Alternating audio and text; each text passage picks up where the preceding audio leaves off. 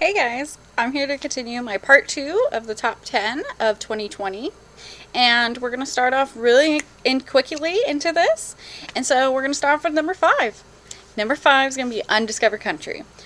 Undiscovered Country, what can I say about this comic? Written by Scott Snyder and Charles Soule, with the beautiful, I'm going to say his name wrong, and I feel really, really bad saying people's names wrong, but Giuseppe Camuncoli on the art, and it is the perfect art for this comic. It has such Mad Max Fury Road vibes that I just love diving more and more into this. And this comic could not have come at a better time. It's super relatable to our times right now, being America just being so divided in politics and everything right now with coronavirus and everything. It's just everybody's so divided. And this comic really shows what can happen to our country if we were to be super divided like that. Alright, so then coming in on number 4, it's going to be Doctor Doom.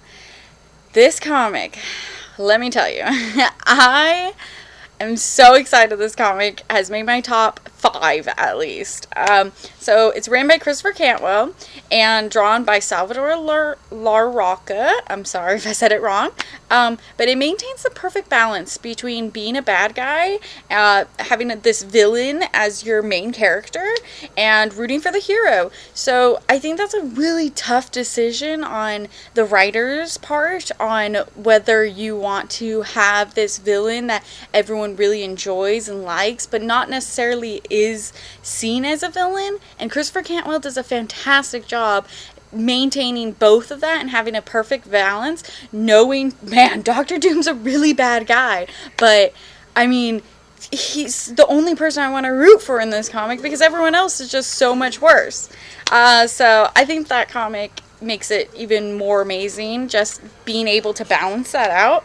And it has me wondering the whole time what Doom is really up to. And it keeps the old fans of Doom very pleased, but new fans of Doom very interested to see where he might go.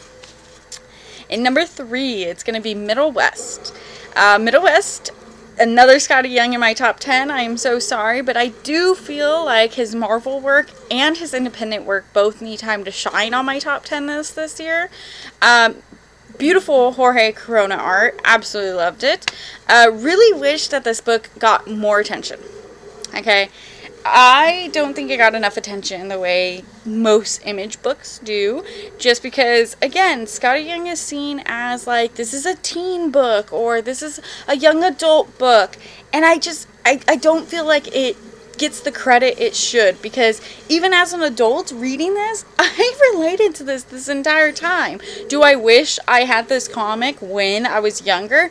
Yes, it would have helped me out through a lot of my life, just because, like, being with my parents, I wasn't very close with them, and not wanting to become like them is a huge part of this book, and I think I grew up like that, and that's why I related to it. But that doesn't mean I didn't enjoy it as an adult. I loved this book. I loved every moment of this book. It made me laugh. It made me feel hearted emotionally. It made me cry. It did everything a comic should do, and I think that's why it deserves number 3 in my top 10. Coming in at number 2, though. This probably won't be a surprise to anyone. Is Something's Killing the Children. Written by James Tynion and drawn by, another name that's really hard to pronounce for me. Werther Dell'Edera? Werther Dell'Edera. So if anybody's a big fan of horror comics, definitely check this one out. I'm huge on horror comics, but it's really tough for me to find one that I'm interested in.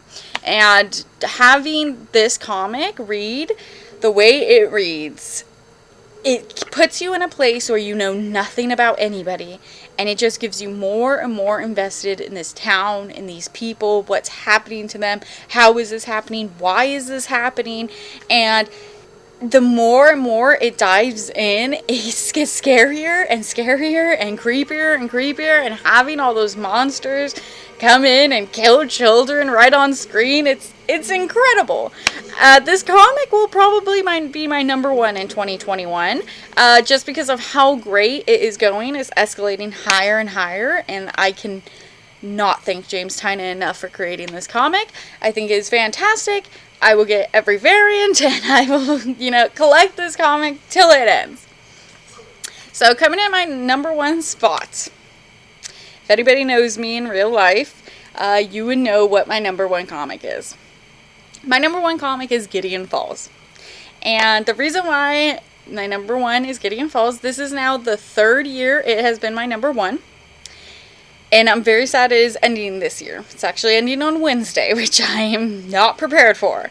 And it's the most well-written comic. Written by Jeff Lemire. Drawn by the amazing Andrea Sorrentino.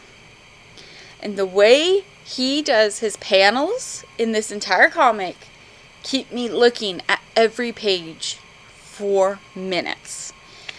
Every time I turn the page, I am mesmerized by the paneling, the colors, the art, the words, everything. It is the biggest, gritty, scary mystery that I'm not prepared to end.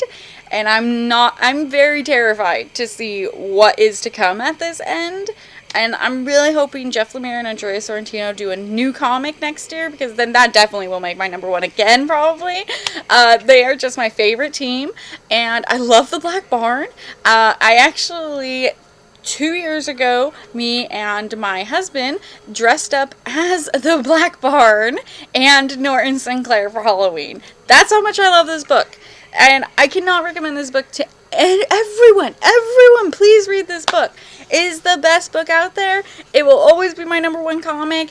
I think everyone has their wow comic at some point in time. And once you reach that wow comic, you really decide, okay, I know what I like in comics. And for me, this comic is my wow comic.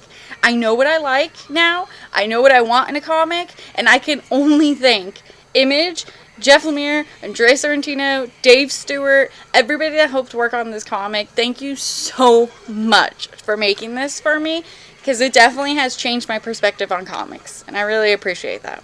And I hope all of you get to check out all my top 10, because I do think they're all worth reading, and I do wish you just give them a chance, even if maybe they're not necessarily your type of comics. And I do hope that a lot of you also make your own top 10s in the future. And I hope to see you here this same time next year. Have a great day.